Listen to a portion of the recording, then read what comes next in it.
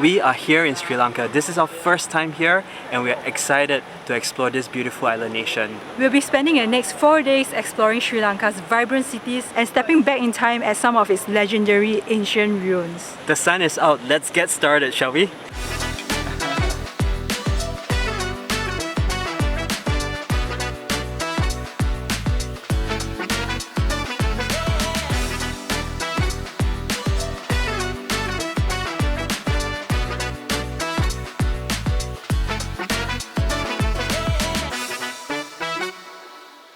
Welcome to Galle.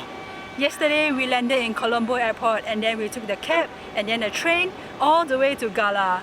The train ride was so scenic, it was hugging the coast all the way and we managed to watch the sunset from the train. Today we have one day to explore all the gems of this fort city. So let's get to it, shall we? If you haven't been following our journey, we just arrived from India and Sri Lanka is our third country of our year-long travels. Galle was our first stop because we wanted to get as close as possible to the ocean. We are here at Galle and Galle is located at the southwestern part of Sri Lanka. Galle used to be one of the more significant and important trading ports during the colonial times. This fort was first built by the Portuguese in the 16th century and later on in the 17th century when the Dutch took over, they further fortified this fort. And yeah, this is also a UNESCO World Heritage spot. Now we are trying to walk along the walls. It is super hot today. The temperature says it's 32 degrees and it feels like 37.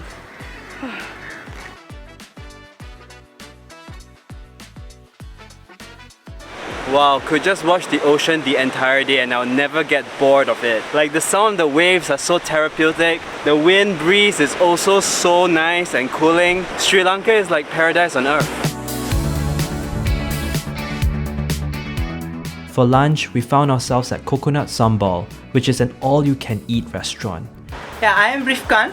Daily we change our dishes. At the same way, today we buy pineapple, watermelon, mango. These three vegetable foods. These three foods been included today. We special more than 80% foods. Otherwise, little bit of spices also included. You can see chili pieces, onion, everything. We daily change our mixed vegetables. But today you included pumpkin, potato, sweet potato, carrot, then papaya. If you need more spicy, you can get it. I think it's time for us to eat food already. Yeah, Look at this is so delicious.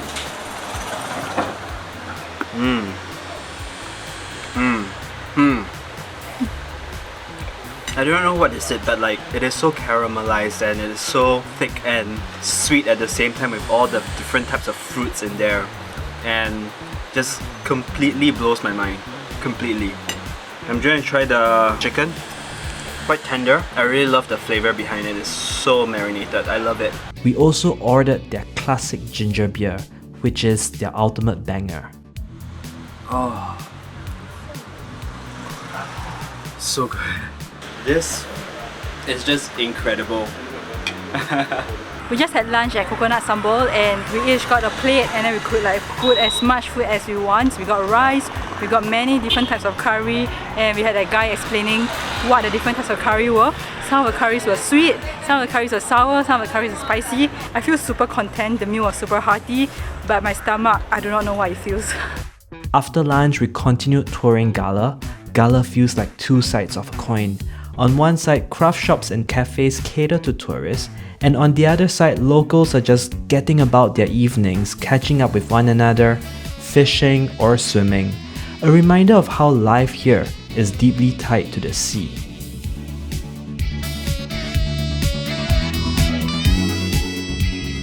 Immediately after sunset, we decided to end the day by getting this drink called the wood apple juice. What is a wood apple?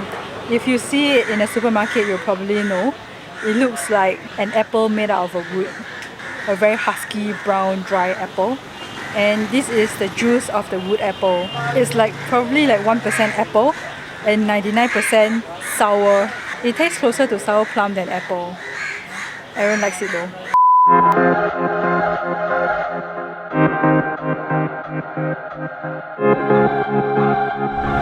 We are going diving! Yay!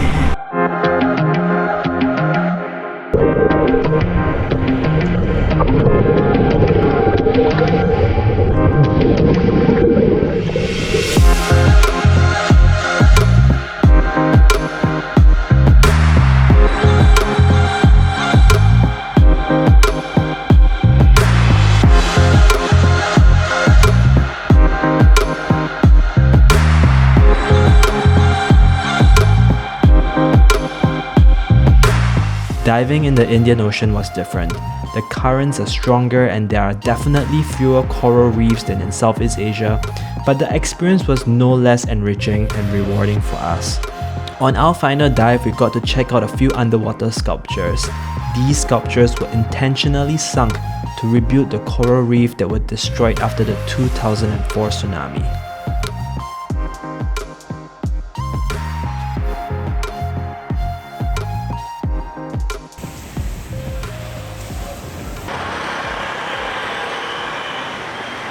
Our next stop in Sri Lanka is the city of Kandy, a city in the central province and the last capital of the Sinhalese monarchy. We are here in Kandy after a couple of train rides and we are going to get some delicious Sri Lankan food for lunch right now. After lunch, we are going to head to the Buddha Tooth Temple, also known as the Sri Dalada Maligawa.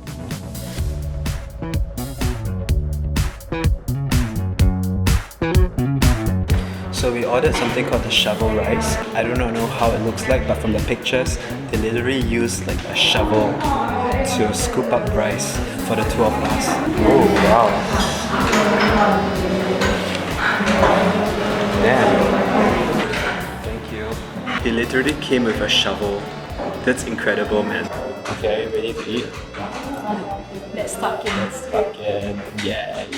There's so many ingredients here, I do not know which one to start with. There's literally prawns as well. That is so crazy. Is it warm? Yes, it is. It is so good. We just had an epic meal. My tummy is just so full from all the food and wow, I actually loved everything. Just so many different ingredients put together and it's a little bit spicy and I'm kind of feeling all over my body right now, the spices.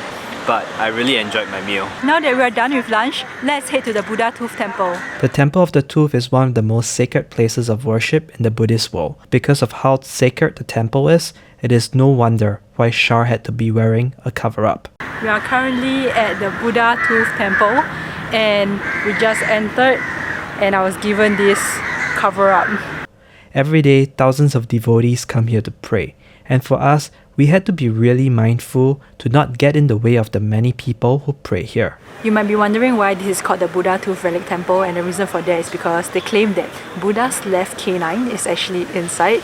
I do not know why, but before we came here, I thought that I would be able to see the actual tooth, but it is actually protected inside the temple, so we couldn't really see the actual tooth. Historically, this tooth has been really important because they believe that whoever who holds this tooth holds the power to the country.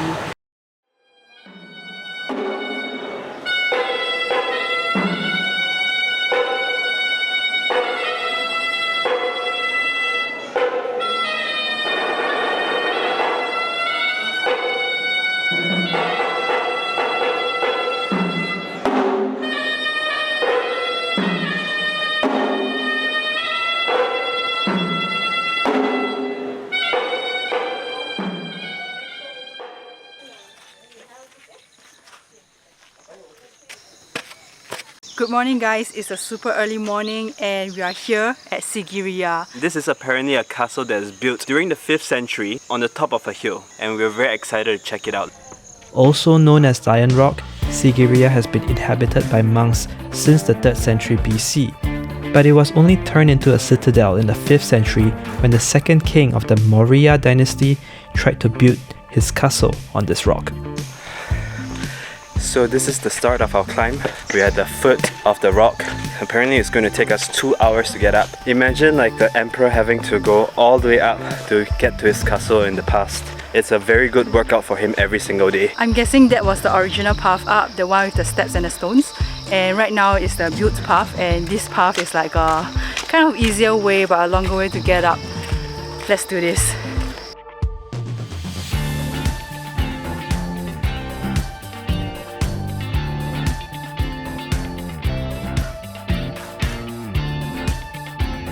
I'm sweating so much already. I think we've only taken, oh my gosh, not even 500 steps. This is really incredible. You can see like 2 lions' paws greeting you at the entrance of the midway point of the fort before you get up. And I just think it's really impressive. The next part of the ascent is certainly not for the faint-hearted.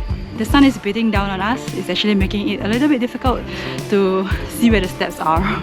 But so far so good. This is one of the best workouts I've done in Sri Lanka so far. We made it to the top of the Lion's Rock. If you saw it from the bottom just now, Lion's Rock is basically a huge rock that is about 200 meters high, and on top is flat. So right now we're at the top, at the flat part, and as you can see, there are a lot of like rooms or like partitions, and apparently this is where they used to live. This is a really nice place. Even though there are actually a lot of visitors, the place is really huge, so it doesn't feel like it's that crowded, and the hike up is definitely worth it. You get such an amazing view of all the forest down below. Just looking around is so idyllic. I can imagine why the emperor in the past would have found this rock and decided to build an empire around here.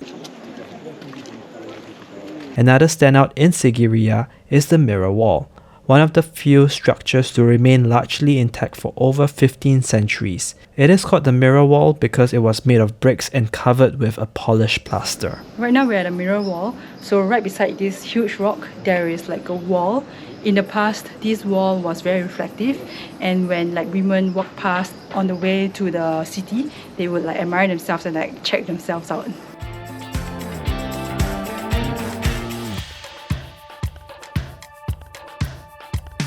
We are currently at Dambulla Cave Temple, also known as the Golden Temple. This is the largest and best preserved cave temple complex in the whole of Sri Lanka. And this is just about a 20 minutes drive away from Sigiriya. There's a Buddhist museum right underneath the Golden Temple, and sitting on top of it is like a huge Buddha. I'm just really impressed by the size of the mouth of this godlike figure over here. Like, this is just insane. Here I see like 4 different very emblematic sculptures of Sri Lanka. There's the lion head right here, and then on top there's a Buddha, and then at the bottom there's this lotus right here. But these figures right there in the middle, I can't really seem to identify what they are. And of course, not to forget the elephant right there behind me. That is also very emblematic of Sri Lanka. But that is not where we are going. The real attraction is at the hill behind the Buddhist museum. We actually walk up 200 over steps. Whew. And there's still about 100 steps to go.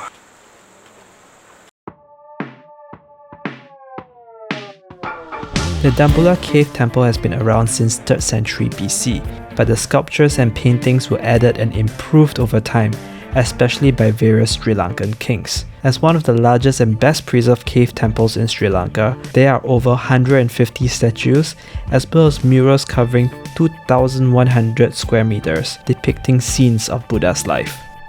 We just walked in and looked at all the 5 different caves inside this temple, and it's just mind-blowing. In fact, I was just really impressed because there's so many different Buddhas, and all of them are sitting or lying down in different postures. Really stunning. Not just that, when you look up you can see that there are so many paintings, like frescoes on the wall. So many and so intricate. This place has been a place of pilgrimage for many Buddhists for many years, and you can imagine like how holy and how important this place is to them. Now it's time to do the long and treacherous hike back down, collect our shoes, and then we'll be heading to Colombo.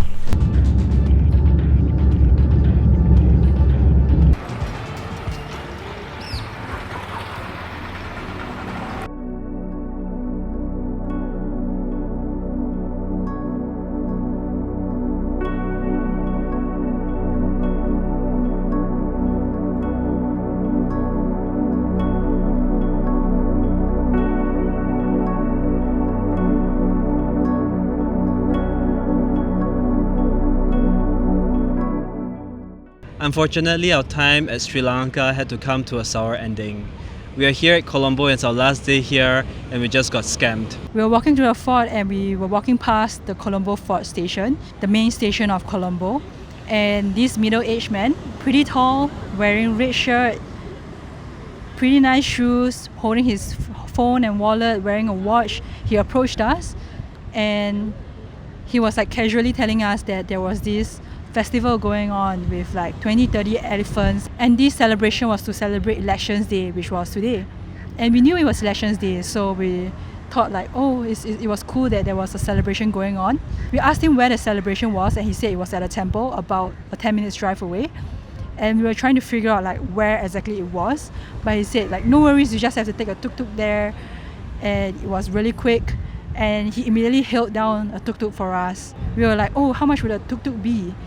And then he said like no worries, this tuk-tuk goes by meter. And the driver in the tuk-tuk, he showed us an app on his phone, which was like a meter app. Ever since we stepped foot into Sri Lanka, we never had tuk-tuk run by a meter before, so this was very new to us. And he pressured us and said that this event is going to end in 20 minutes time, ushering us into the tuk-tuk and saying that everything will be okay, just trust the tuk-tuk driver and get us there. And unfortunately, we were very gullible at that point of time and we were absolutely wronged. The tuk-tuk took about a 5 minutes drive to a temple nearby, and on the way there we saw that there were no cars, there were no people, there was no music, there was no celebration. And when we got there, it was a temple that was closed. We were led to a wrong place. He walked into the temple and he asked like where the celebration was and whatnot, and the person in charge of the temple said that the temple was closed. And because the temple was quite inconvenient to get to, we had to literally take a tuk-tuk out of that temple again to our next location. So we requested to get out to where we initially intended to go, which is the fort where the lighthouse is, and we got dropped off there. It's also another 3 kilometers ride, and this distance itself shouldn't have costed us the amount of money that was charged on the meter. As we got out of the tuk-tuk, we were very surprised by how much it was charging us. Even though it went by the meter, it was 3,200 rupees. This was about 13 Singapore dollars or about 10 US dollars, which is much more than what we have taken over the past couple of rides on Ubers or in tuk-tuks when we are here in Sri Lanka. So that was the moment that we knew it was an obvious scam. So we began to ask him more about the app, and he insisted that it was a legit app and he was working for this company. We asked for the details of the ride, such as when did it start, how far the distance was, and we asked for a receipt. The first two appeared legit, but he couldn't produce a receipt for us. We asked for the name of the app and we tried to Google for the name of the app, but it wasn't the name of a taxi company in Sri Lanka either. Overall, we spent 3,200 rupees for a ride that's about 6 kilometers long, and this is like our dinner money, to which, like, because it's our last day, we don't have much money left for dinner. This also means that we ran out of money. I know it's definitely not our fault that we got scammed, but at the same time there were so many signs that we missed. The first guy that was telling us that there was this celebration going on, he was giving us like a time pressure. He was saying that the celebration was going to end in 20 to 30 minutes. That was the first sign that we should have taken note that it was a scam. And secondly, the taxi was going by meter, which was something that we've never accounted. We should have known that there was a scam. Thirdly, both the taxi driver and the first guy who would talk to us couldn't explicitly tell us what ceremony it was or where the celebration was at. So I think that was another sign that we missed. Now thinking back, there were things that we could have done. Firstly, when we got off the taxi, we could have asked for more details on his license, asking to take pictures of his license plate, or like asking for his company name so that we could have verified that he was a legit taxi driver. And I think we could have insisted that we didn't want to pay that 3,200 rupees. But I think at that moment I just wanted us to get out of that situation, knowing that, you know, this is not our home and it's not somewhere where we are very familiar with. I'm still feeling a little bit of shock in my system after what has happened today. I know it's not a lot of money, but it's still a little bit shocking to me that this could have happened to me. Yeah, if anything else, I could have been a little bit smarter. I could have actually dug up a little bit more to push that pressure back onto the scammers to make sure that like everything is also being recorded as well. So I guess we'll end the video here today of our really marvelous week in Sri Lanka, and we'll see you guys in our next video. Bye.